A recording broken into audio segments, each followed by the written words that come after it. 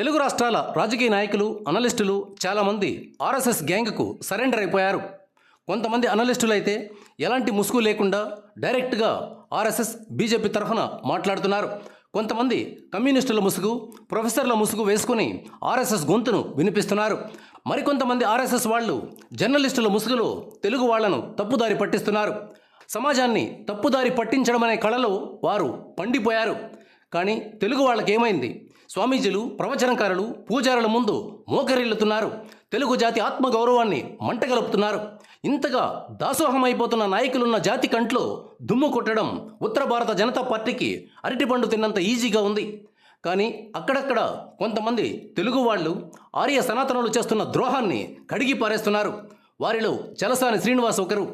అలు పెరగకుండా విస్తారంగా రీసెర్చ్ చేస్తూ పోస్టులు పెడుతున్నారు. కానీ తెలుగు వాళ్లకు ఇలాంటి రీసెర్చ్లు చదివేటంత ఓపిక ఉండదు. ప్రవచనాలు వింటుంటే వేరే లోకంలో విహరిస్తున్నట్లుగా ఉంటుంది. కొంతమంది తెలుగు వాళ్ళైతే ఆర్ఎస్ఎస్ బీజేపీ చెప్పే కళ్ళబుల్లి మాటలను సమర్థించడానికి ఎగేసుకుని బయలుదేరుతున్నారు. తెలుగు రాష్ట్రాలకు, ముఖ్యంగా తెలంగాణకు చేస్తున్న అన్యాయాన్ని లెక్కలతో సహా చలసాని వివరించారు. తెలంగాణకు నామమాత్రంగా నిధులిచ్చి గుజరాత్కు, మహారాష్ట్రకు వేల కోట్లు కుమ్మరిస్తున్న వైనాన్ని బయటపెట్టారు. దాదాపు 100 అంశాల్లో ఉత్తర భారత జనతా పార్టీ తెలంగాణకు అన్యాయం చేస్తోందని చెప్పారు. ఈ అంశాలతో పాటు హిందీ వృద్ధుడును తీవ్రంగా తప్పుబట్టారు. ఒక తెలుగు ముఖ్యమంత్రి ఢిల్లీ వెళ్ళినప్పుడు హిందీలో సరిగా మాట్లాడనందుకు కొందరు కేంద్ర మంత్రులు హేళన చేశారని చలసాని చెప్పారు. ఎంత దుర్మార్గం ఇది! ఇండిపెండెన్స్ పోరాటం మొదలయ్యేదాకా హిందీకి అసలు ఒక రూపమే లేదు.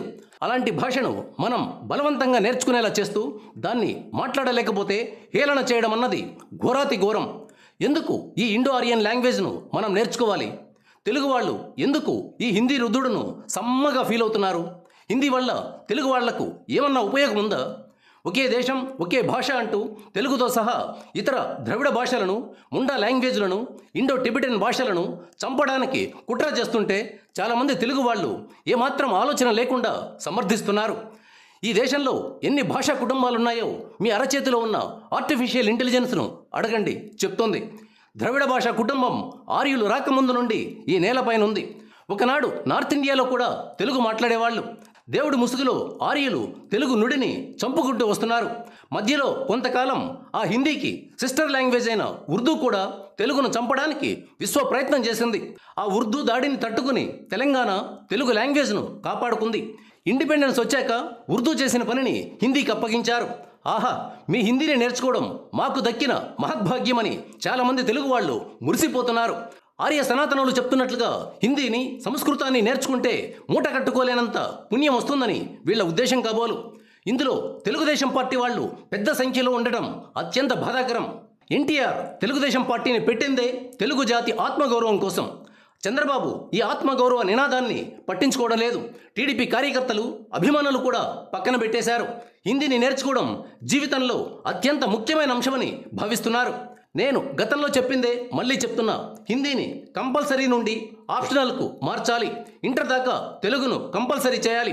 తెలుగు టెక్స్ట్ బుక్ను సంస్కృత పండితుల కబంధ హస్తాల నుండి విడిపించాలి. ఇప్పుడు చలసాని శ్రీనివాస్ చేసిన రీసెర్చ్ను చూద్దాం.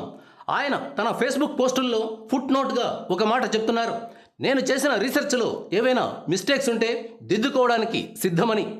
ఈ రీసెర్చ్ విన్నాక ఇందులోని నెంబర్స్లో ఏమైనా తేడాలుంటే కామెంట్లలో చెప్పవచ్చు. అయితే హిందీని నేర్చుకోవాలి, సంస్కృతాన్ని కళ్ళకద్దుకోవాలి, తెలుగును సంస్కృత పద్యాలతో, పదజాలంతో నింపుకోవాలి. అంతిమంగా తెలుగుకు దండేసుకున్న పర్వాలేదు లాంటి కామెంట్లను దయచేసి రాయకండి. తెలుగు ప్రజలను తప్పుదారి పట్టించకండి. మీకు వీలుంటే తెలుగు నుడికి, తెలుగు మందికి మేలు కలిగే పనులు చేయండి. కీడు కలిగే పనులు మాత్రం చేయకండి. సనాతనులను పూజించడమంత గొప్ప కార్యం మానవ జన్మకు మరొకటి లేదు అని మీరు భావిస్తుంటే దాన్ని పర్సనల్ వ్యవహారంగా చూడండి. తెలుగు లాంగ్వేజ్ను, తెలుగు జాతి ప్రోగ్రెస్ను వేల సంవత్సరాలుగా దెబ్బతీస్తున్న వారిని దేవుళ్లుగా మిగిలిన తెలుగు వాళ్ల మీద దయచేసి రుద్దకండి. చలసాని శ్రీనివాస్ మొత్తం 10 పాయింట్లు లేవనెత్తారు. తెలంగాణ నుండి కేంద్ర మంత్రులుగా ఉన్న బండి సంజయ్, కిషన్ రెడ్డిలు సమాధానం చెప్పాలని డిమాండ్ చేశారు.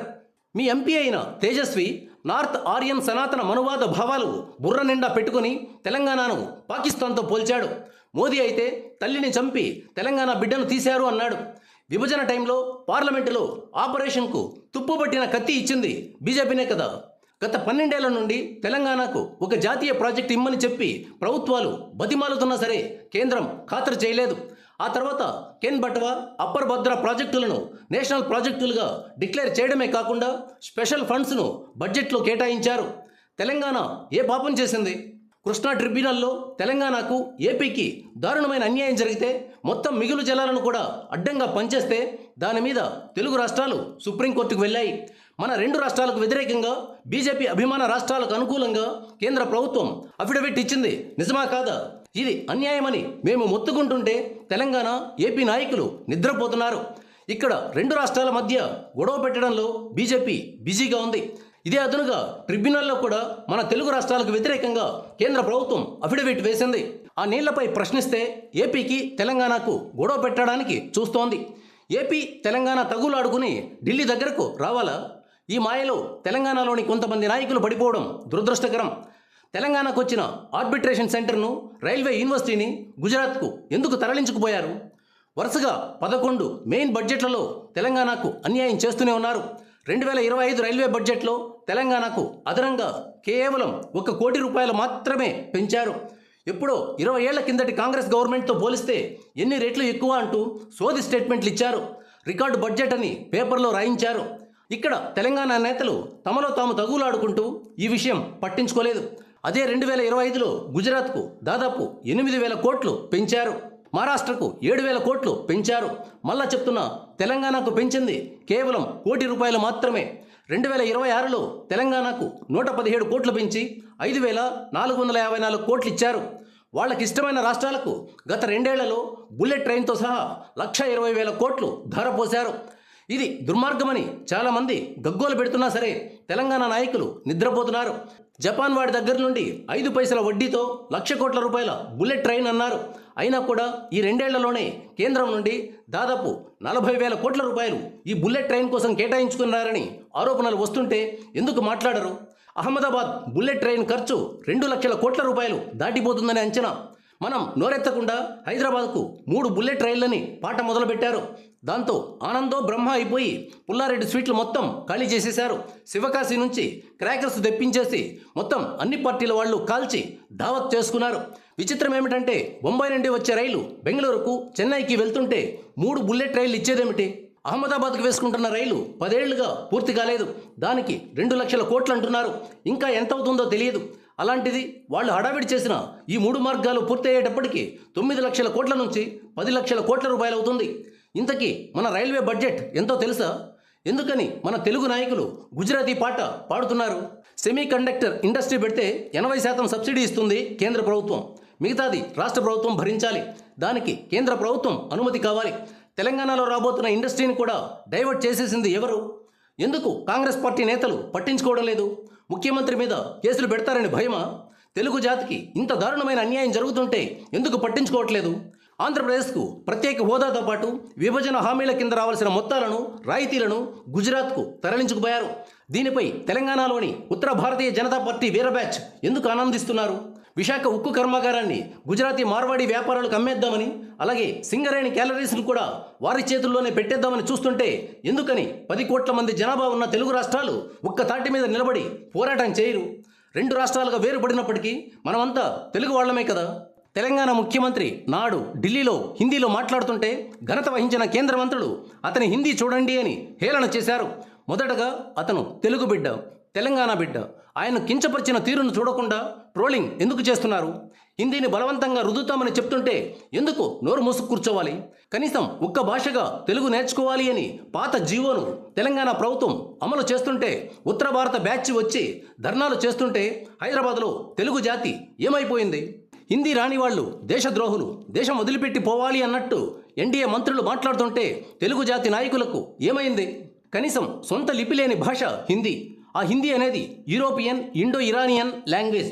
ఆల్రెడీ ఇప్పటికే ఒక యూరోపియన్ లాంగ్వేజ్ అయిన ఇంగ్లీష్ నేర్చుకుంటున్నాం. అయినా మన తెలుగు భాష ఈ దేశంలో 2 ముఖ్య భాషలకు మూల లిపి. మన బట్టిప్రోలు లిపి ఈ ప్రపంచంలో 4 దేశాలకు మూల పల్లవి లిపిగా జన్మనిచ్చింది. అద్భుతమైన భాష మన తెలుగు. 2 దేశాలకు జాతీయ పతాకాలను ఇచ్చింది తెలుగు బిడ్డలు. అనేక దేశాలను పాలించాం. కోటి లింగాల ధరణి కోటకు చెందిన ఆంధ్ర శాతవాహనులు 2000 సంవత్సరాల క్రితమే ఉత్తర భారతదేశాన్ని జయించి మగధని పట్టుకున్నారు. ఇటు వెళ్ళి గుజరాత్ను జయించి వచ్చారు. ఇవాళ వాళ్ళెవరో మన దగ్గరికి వచ్చి మా గుజరాతీ బేటాలు మిమ్మల్ని కాపాడారు అంటారేంటి? గౌరవ ప్రధానమంత్రి మన తెలుగు జాతి గురించి అలా మాట్లాడొచ్చా? హైదరాబాద్లో, విజయవాడలో రోహింగ్యాలు అక్రమంగా ఉంటే తక్షణమే వాళ్లను వాళ్ళ సొంత దేశాలకు పంపించేయండి. అలా పంపించాల్సిన బాధ్యత కేంద్రానిది కాదా? ఆ రోహింగ్యాలను భూతద్దంలో చూపించి ఓట్ల కోసం మత కల్లోలాలు రెచ్చగొట్టడం దుర్మార్గం కాదా? ఈ దేశంలో అనేక గొప్ప పర్యాటక స్థలాలు తెలుగునాట ఉంటే మీరు ఇండియాలో మొట్టమొదటి గుర్తింపు పొందిన సిటీగా అహ్మదాబాద్ను పెట్టుకున్నారు. ఒకటా రెండా? దాదాపు 100 విషయాల్లో తెలంగాణకు, తెలుగు జాతికి అన్యాయం జరిగింది. మాట్లాడితే మీ గుజరాతీ, మార్వాడి వ్యాపారులను మా నెత్తిన రుద్ది వాళ్లకు మా రాష్ట్ర ప్రజలు కట్టిన ట్యాక్సుల్లో నుండి రాయితీలిచ్చి వాళ్ళు ఫ్యాక్టరీలు పెట్టుకోవాలా? విభజన హామీలు అమలు చేస్తే మా దగ్గర లక్షల మంది ఎంటర్ప్రెన్యూర్లుగా మారుతారు. ఎందుకు మా యువతరానికి అన్యాయం చేస్తున్నారు? చెప్పాలంటే 100 ఉన్నాయి, గమనించండి. దయచేసి తెలంగాణకు న్యాయం చేయండి. ఈ దేశంలో అత్యధిక తలసరి ఆదాయం ఉన్న రాష్ట్రంగా నేడు తెలంగాణ ఉంది, తలెత్తుకుని జీవిస్తోంది. మీరు తెలంగాణకు ఎంత ఘోరంగా అన్యాయం చేసినా సరే ప్రజలు కసితో పనిచేస్తున్నారు. దయచేసి మారండి. తెలంగాణకు, తెలుగు జాతికి అన్యాయం చేయవద్దని సవినయంగా మనవి చేస్తున్నాను. ఇట్లు చలసాని శ్రీనివాస్.